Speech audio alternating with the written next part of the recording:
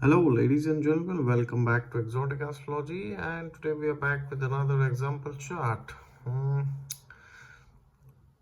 Yesterday we saw the role of Venus in the Navamsha chart, but some of you asked me, what about Sun? Sun is the Atma Karaka, right? Of course, Venus is the Atma Karaka specifically for the Navamsha chart, but Sun in general is the Atma Karaka, right? Sun is the source energy. Sun is the kingdom that we have, irrespective of how big it is. So this is the chart of a person, 8th June 1978, 6:35 p.m. New Delhi, India. Very beautiful chart. A tough chart though, not a very easy chart.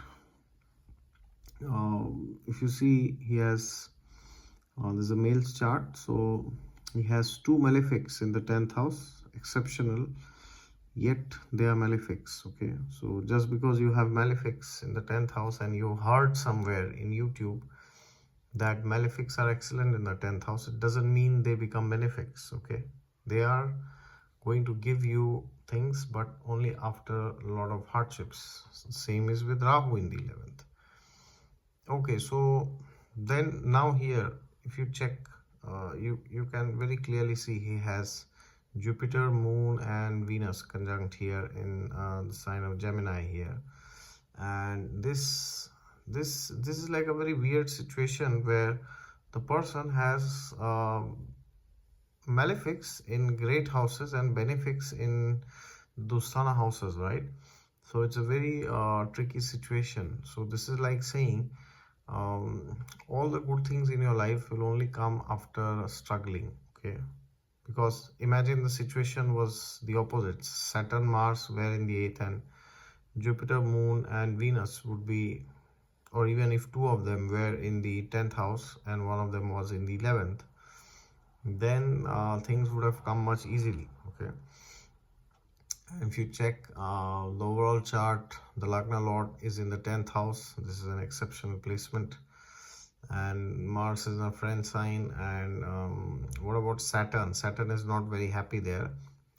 He's the third lord and the fourth lord, so this is showing some career related to social media and real estate. And if you now go to the placement of Sun, you will see Sun is in the 7th house, right, which is not a great placement for the Sun. um, but if you see, his Lagna is Vargottama. Okay, which means he has the same Lagna, Scorpio, in the Rashi chart and in the Navamsha chart also. So whenever a chart has a Vargottam Lagna, then the placement of the Sun becomes very important. And if Sun is well placed in the Navamsha when you have a Vargottam Lagna, then it's an exceptionally great placement. And here, if you see, the Lagna is Vargottam and Sun. Now, why do I say Vargottam Lagna is there, then Sun's placement is important? Because yes, you guessed it right. Sun is the Karaka for the Lagna, right?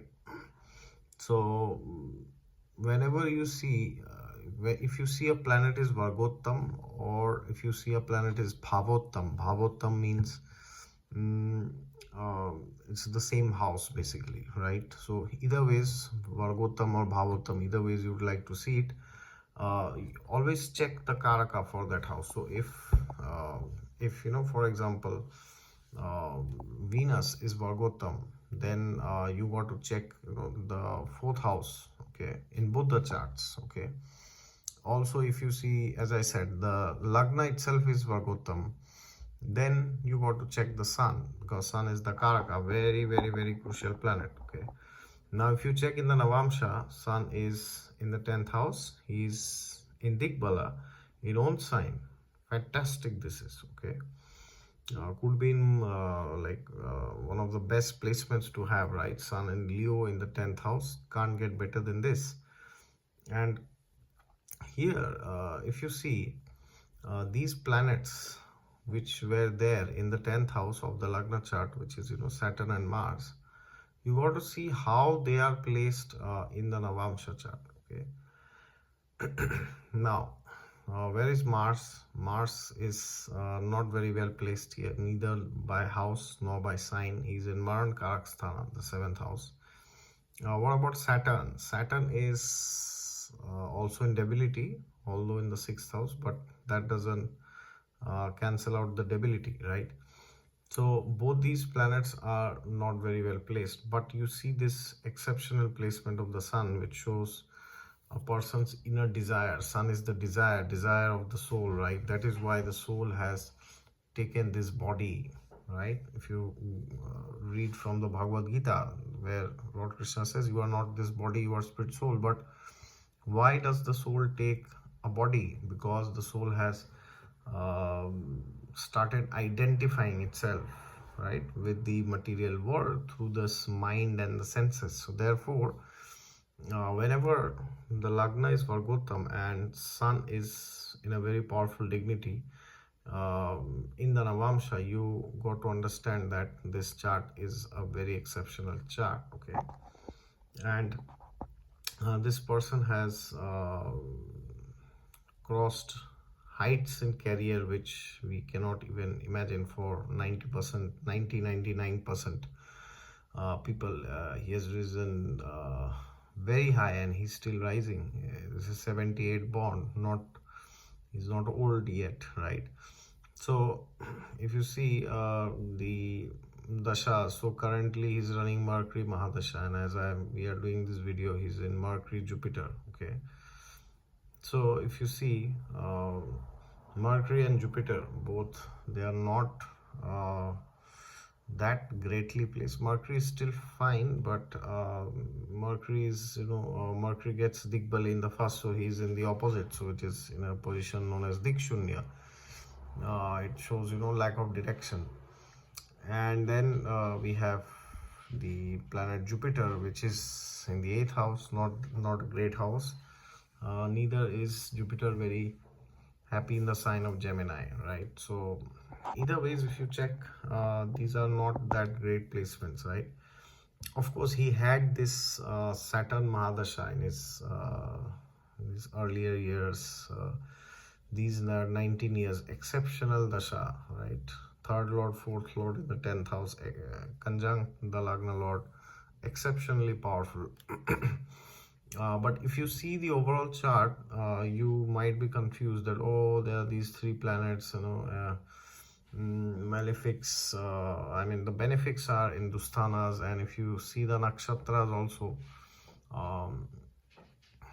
if you see Moon is in Punarvasu, which is ruled by Jupiter, who is again in the Dusthana. Then what about Mars? Mars is in Magha, which is ruled by Ketu, but Ketu is not in Artha house. What about Mercury? Mercury is in Rohini, which is again ruled by Moon, which is again in the 8th house. Jupiter is in Aradhara, ruled by Rahu. This is good. What about Venus? Punarvasu, again Jupiter in the 8th, not nice. What about Saturn? Again Ketu. This is a decent placement, 5th house, but it does not show anything exceptional. Okay. What about Rahu? Uttar Falguni, the Sun, again not very good. Sun is in the 7th. What about Ketu? Uttar Bhadra, again Saturn. This is a great placement. So you won't see any such exceptional combination which could take the person to such great heights. Okay, but always remember, whenever Sun is well placed in the Navamsha chart, especially if the Lagna is Vargottama, then the chart is of a different category itself. It's of another grade itself. Okay, so this is a really very exceptional chart which shows there are so many difficulties, but by the sheer power of his desire, this person has achieved so much in life. Okay, and all the greatness, all the glories goes to this one planet Sun, which is in Leo, in the 10th house, in Digbala, as the 10th lord. All right, thank you very much.